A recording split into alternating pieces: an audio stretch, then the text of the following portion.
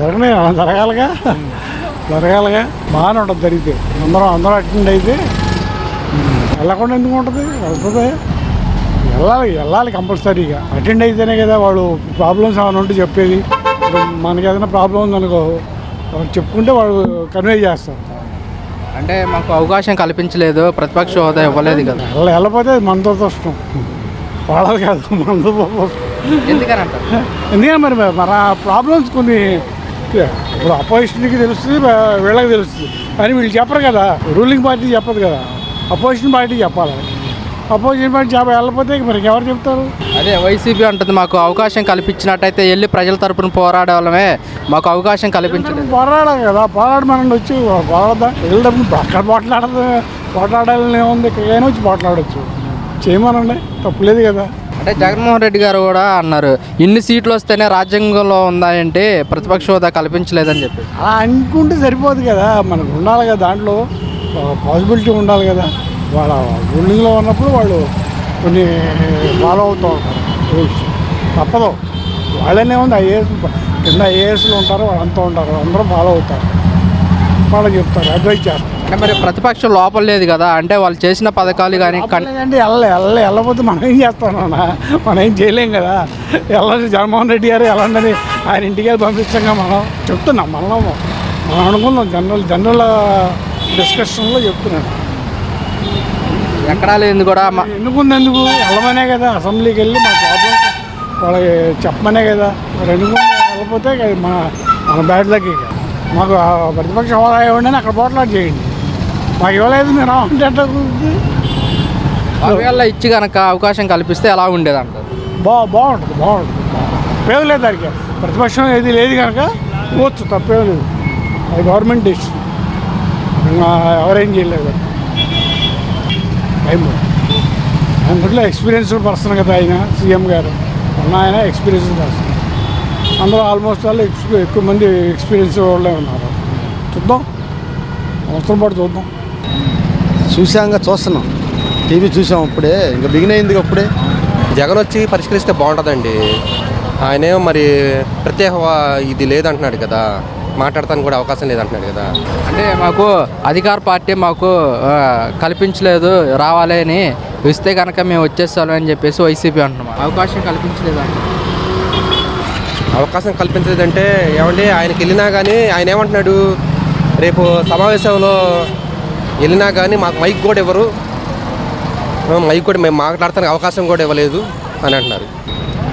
YCP వాళ్ళు మొత్తం పోయినాయి కావాలి, అందుకే రాలేదు, మొహం చల్లగా వచ్చిండ్రు. అంటే మాకు అవకాశం కనుక ఇచ్చున్నట్టయితే ప్రజల పక్షాన మేము ప్రశ్నిస్తూ ఉండేవాళ్ళమే, మాకంటూ ఒక మైక్ ఇవ్వలేదు, మాకంటూ ఒక అవకాశం ఇవ్వలేదని చెప్పేసి వైసీపీ అంటున్నాం.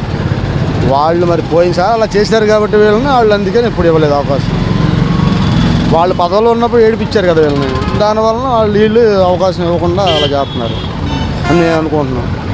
అంటే అధికార పక్షాన్ని ఏదన్నా అడగాలన్నా కానీ మనకు ప్రతిపక్షం కావాలి, మరి అలాంటిది లేదు కదా. అదే మళ్ళీ వచ్చిన కాడి నుంచి మళ్ళీ వాళ్ళే ప్రశ్నలు వేస్తున్నాయి ఇవన్నీ అని చెప్పి ఎందుకని చెప్పి వాళ్ళు ఆపేసుకుంటారు నాకు తెలిసి అనుకుంటున్నాను నేను.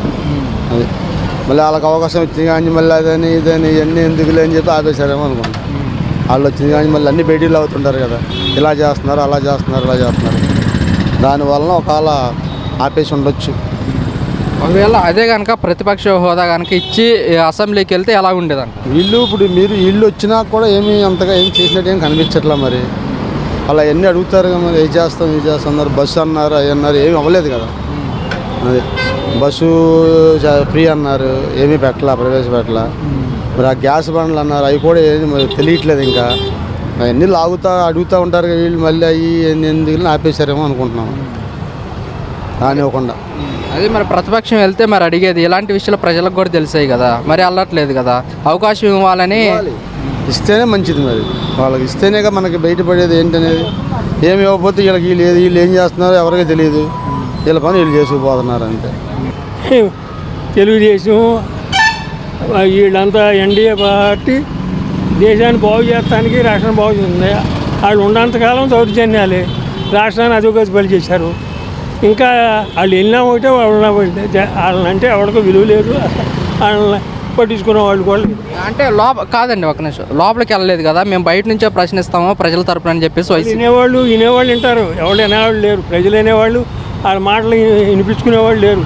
రౌడీలు దోండాలు వాళ్ళు చేసినంత దౌర్జన్యాలు రాష్ట్రాన్ని అన్ని రకాలుగా నాశనం చేసి పెట్టారు. అంటే మాకు ప్రతిపక్ష హోదా కల్పించినట్టు ఇస్తారు. దేశంలో మన రాష్ట్రం ఒకటే కాదు కానీ అన్ని రాష్ట్రాలు దానికి తగ్గ ప్రజలు అసలు బలం ఇవ్వలేదు, అందువల్ల ఇవ్వాలి.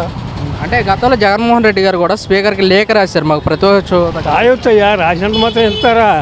ప్రజలు ఎన్నుకోవాలి కదా. మీకు 11 స్థానాలు వచ్చినాయి, ఎట్లా ఇస్తారు? దాని రేషియో ప్రకారం ఇస్తారు. ఒకటే 11 సీట్లు వచ్చినాయని రాజ్యాంగంలో లేదు కదా, ఇన్ని సీట్లు తెలంగాణలో ఉంటేనే ఇచ్చేది. కేంద్రంలో ఇచ్చారు అప్పుడు మోడీ గారు ఏమైనా ఇచ్చాడు కాంగ్రెస్కి ప్రతిపక్ష హోదా.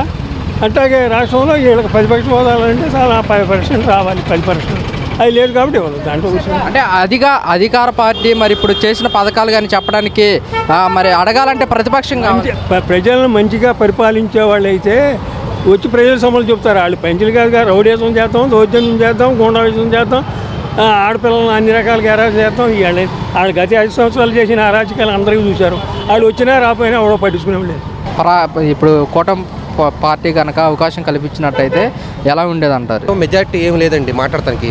ఎక్కువ అవతల వాళ్ళకే ఎక్కువ సీట్లు ఉన్నాయి కదా. ఇతను ఏం చెప్పినా కానీ జనాలు కూడా వినేటట్టు ఏం కనపడతల్లా.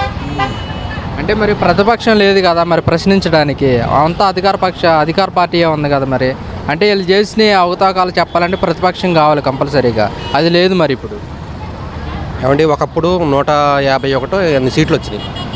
మరి ఇప్పుడు కూడా ఆయన కొద్దిగా పోరాడితే మళ్ళీ ఈసారి నెక్స్ట్ ప్రతిపక్షంలో ఉన్నా కానీ కొద్దిగా ఎక్కువ సీట్లు వచ్చే అవకాశాలు ఉన్నాయి. మరి ఇప్పుడే అతను సైడ్ తప్పుకుంటే మరి సీట్లు కూడా వచ్చే అవకాశాలు లేవు. ప్రతిపక్షం నుంచే ఫైట్ చేయాల్సింది ఆయన కూడా ఖచ్చితంగా. అంటే మాకు అవకాశం కల్పించకే మేము లోపలికి వెళ్ళలేకపోతున్నాము, మేము స్పీకర్ కూడా లేఖ రాసాము ప్రత్యేక హోదా పైన అని చెప్పేసి కూడా జగన్మోహన్ రెడ్డి వైసీపీ అంటున్నమాట. కోర్టు కూడా ఇంకా ఏం తేల్చి చెప్పలేదు కదండి. కోర్టు కూడా ఇంకా ఏం తేల్చి చెప్పలేదుగా. అతను ఏంటంటే అంతకుముందు ఏంటంటే బయటికి వెళ్ళే జనాల మధ్యలో వెళ్ళాడు. జనాల మధ్యలో వెళ్తాం వల్ల అతను కూడా జనాలు నమ్మి ఓట్లు వేశారు. అతను ఎక్కువ సంక్షేమ పథకాలే అమలు చేస్తున్నారు. మరి అభివృద్ధి లేదనేసి కొంతమంది నమ్మట్లా, అందువల్ల ఆ సీట్లు కూడా తగ్గినాయి. ఇప్పుడు కూడా జనాల మధ్యకి వెళ్తానంటున్నాడు, జనాల్లోనే తేల్చుకుంటానంటున్నాడు. ప్రతిపక్షంలో ఉన్నా కానీ నాకు ఏమీ లేదు, నాకు సీట్ల సంఖ్య కూడా ఏమీ లేదు అనేసి అతను ఇదిగా. అదే వైసీపీ కానీ జగన్మోహన్ రెడ్డి కానీ అసెంబ్లీకి వెళ్తే ఎలా ఉండేది అంటారు? ఆయన ఏం లేదండి, ఆయన మమ్మల్ని మాట్లాడినెవరు. మెజారిటీ ఏం లేదండి మాట్లాడటానికి.